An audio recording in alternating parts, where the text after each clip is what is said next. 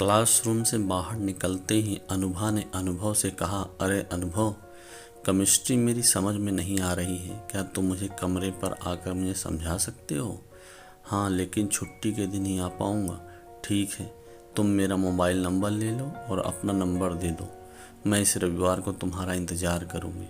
मेरा कमरा नीलम टॉकीज के पास ही है। वहाँ पहुँचकर मुझे फ़ोन कर देना, मैं तुम्हें ले लूँगी। रविवार को अनुभव अनुभा के घर पहुंचा। अनुभा ने बताया कि उसके साथ एक लड़की और रहती है। वह कंप्यूटर का कोर्स कर रही है। अभी वह अपने गांव गई है। अनुभव ने अनुभा से कहा कि वह केमिस्ट्री की किताब निकाले और जो समझ में न आ रहा है वह पूछ ले। अनुभा ने किताब निकाली और बहुत देर तक दोनों सूत्र हल कर रहे थे। अचानक अनुभा उठी और बोली, मैं चाय बना कर लाती हूँ। अनुभव मना करना चाह रहा था, लेकिन तब तक वह किचन में पहुंच गई। थोड़ी देर में वह बड़े से मग में चाय लेकर आ गई। अनुभव ने मग लेने के लिए हाथ बढ़ाया, तभी मग की चाय उसकी शर्ट पैंट पर गिर गई। सॉरी अनुभव, गलती मेरी थी। मैं दूसरी चाय बना कर लाती हूँ। तुम्हारी शर्ट पैंट दोनों खराब हो गई हैं। ऐसा करो, कुछ देर के लिए तौलिया लपेट लो। मैं इन्हें धो कर लाती हूँ। पंखे में डाल देंगे, जल्दी सूख जाएगी, तब मैं प्रेस कर दूंगी। अनुभव ने शर्ट पैंट उतार कर तौलिया लपेट लिया। तब तक अनुभा दूसरे मग में चाय लेकर आ गई थी। वह शर्ट पैंट लेकर धोने चली गई। अनुभव ने चाय खत्म ही की थी कि अनुभा कपड़े फैलाकर वापस आ गई। उसने ढीला ढाला गाउन पहन रखा था। अनुभव ने सोचा शायद कपड़े धोने के लिए उसने ड्रेस बदली हो।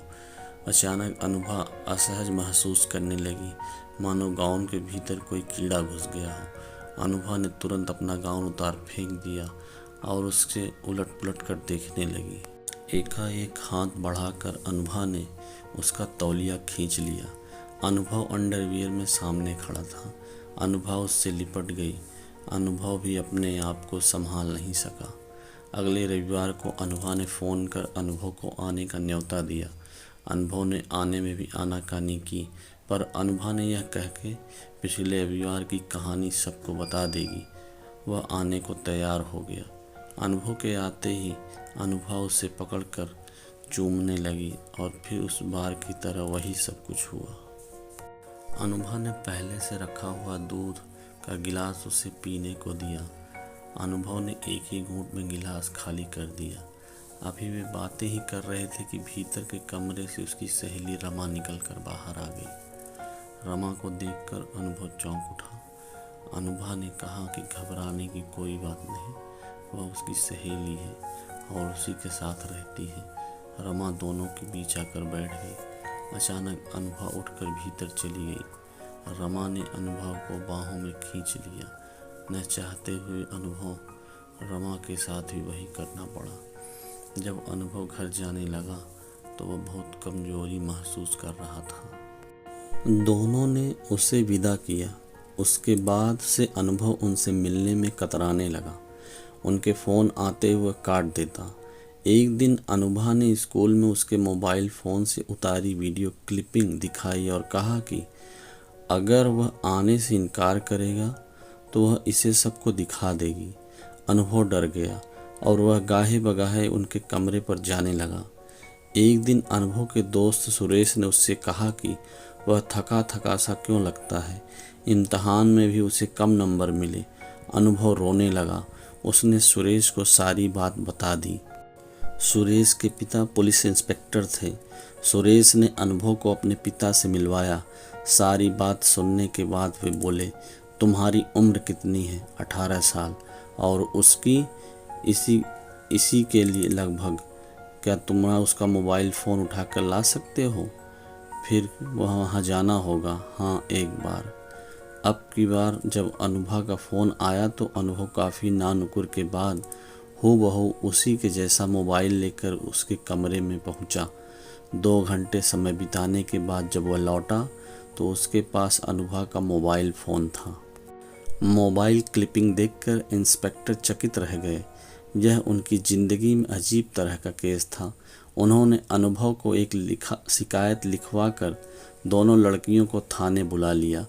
पूछताछ के दौरान लड़कियां बिफर गईं और उल्टे पुलिस पर चरित्र हनन का इल्ज़ाम लगाने लगीं। उन्होंने कहा कि अनुभव सहपाठी के नाते आया जरूर था, पर उसके साथ ऐसी वैसी कोई गंदी हरकत नहीं की गई। जब इंस्पेक्टर ने मोबाइल क्लिपिंग दिखाई तो दोनों के सिर शर्म से झुक गए। इंस्पेक्टर ने कहा कि वे उनके माता पिता और प्रिंसिपल को उनकी इस हरकत के बारे में बताएंगे। लड़कियां इंस्पेक्टर के पैर पकड़कर रोने लगीं। इंस्पेक्टर ने कहा कि इस जुर्म में उन्हें सज़ा हो सकती है, समाज में बदनामी होगी और स्कूल से निकाली जाएंगी। सो अलग उनके द्वारा बार बार माफ़ी मांगने के बाद इंस्पेक्टर ने अनुभव की शिकायत पर लिखवा लिया कि वे आगे ऐसी कोई हरकत नहीं करेंगी। अनुभव ने वह स्कूल छोड़कर दूसरे स्कूल में दाखिला ले लिया, साथ ही उनसे अपने मोबाइल की सिम बदल दी। इस घटना को 7 साल गुजर गए। अनुभव पढ़ लिख कर एक कंप्यूटर इंजीनियर बन गया। इस बीच उनके पिता नहीं रहे। माँ की जिद थी कि वह शादी कर ले। अनुभव ने माँ से कहा कि वे अपनी पसंद की जिस लड़की से चुनेंगी वह उसी से शादी कर लेगा। अनुभव को अपनी कंपनी से बहुत कम छुट्टी मिलती थी। इन फेरों के दिन वह घर आ गया। शादी खूब धूमधाम से हो गई।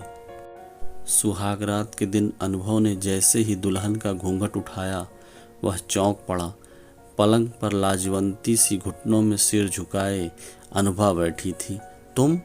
अनुभव ने चौंकते हुए कहा, हाँ, मैं अपनी गलती का प्रायश्चित करने के लिए अब जिंदगी भर के लिए फिर तुम्हारी देहरी पर मैं आ गई हूँ। हो सके तो मुझे माफ़ कर देना। इतना कहकर अनुभव ने अनुभव को गले लगा लिया।